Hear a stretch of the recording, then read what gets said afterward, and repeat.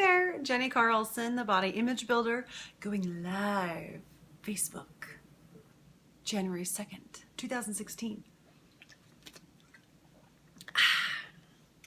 So today, I had a really amazing yoga practice, thanks to Hope what is her last name? I want to say Allred Anderson.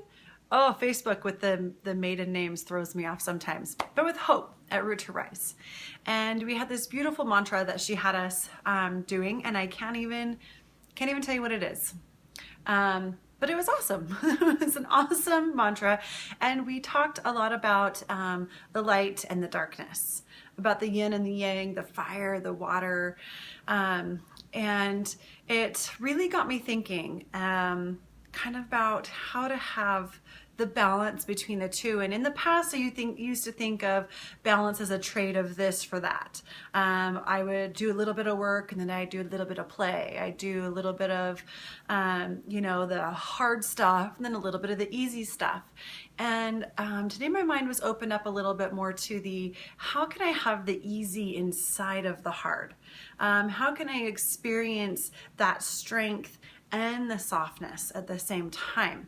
How can I accept that I am both good and bad, and that's okay, that it's okay that I am good and bad, and at the same time be striving to be better? And again, there's that, the good and the bad, right? I'm okay that I'm not perfect.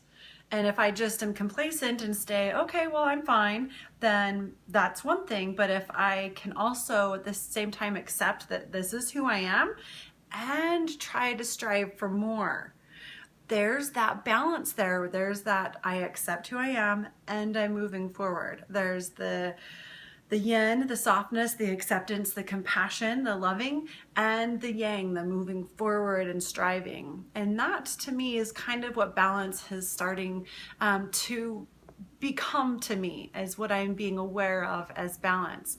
So how can we start to find more balance in our life? How can we recognize the light, that's shining here, and the shadow that we're in? How can we kind of sit with that's in us? As someone who has been dealing with depression for over 13 years, that dark side is really scary sometimes, and I don't want to admit that I have it. I feel vulnerable, I feel weak, I feel like I'm broken or less than when I say, you know what, I experienced depression. I have long since learned that I don't say I am depressed, because that is not who I am. I have depression sometimes. I experience it stronger on some days than I do on others, but it is not me. It is not who I am. So I've finally learned that distinction. I am not depressed. I have depression tendencies. I experience depression, but it is not who I am. So that depression is the darkness, right? That's the shadow side. It's the deep, dark pits of despair. Going back to Princess Bride there, the pit of despair.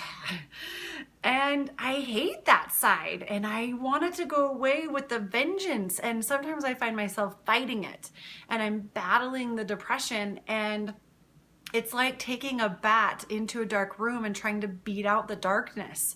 It's not something that you can touch. It's not something that's tangible. Yes, I can feel it inside of me, and it has these tangible results where I lay in bed and I neglect my family. I neglect my duties as a wife, mother, and as a business owner. But it's not really something that you can beat, right, with a bat.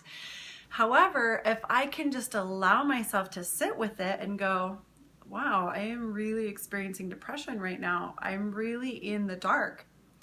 And know that there is still light. Like right now, it's really funny that half my face is in the light and half of my face is in shadow, because this is who we are as humans. We have the light side and we have a dark side. And now I feel like I'm getting into Star Wars. I'm gonna, talk about Princess Bride and Star Wars and what other geeky things can I mention here.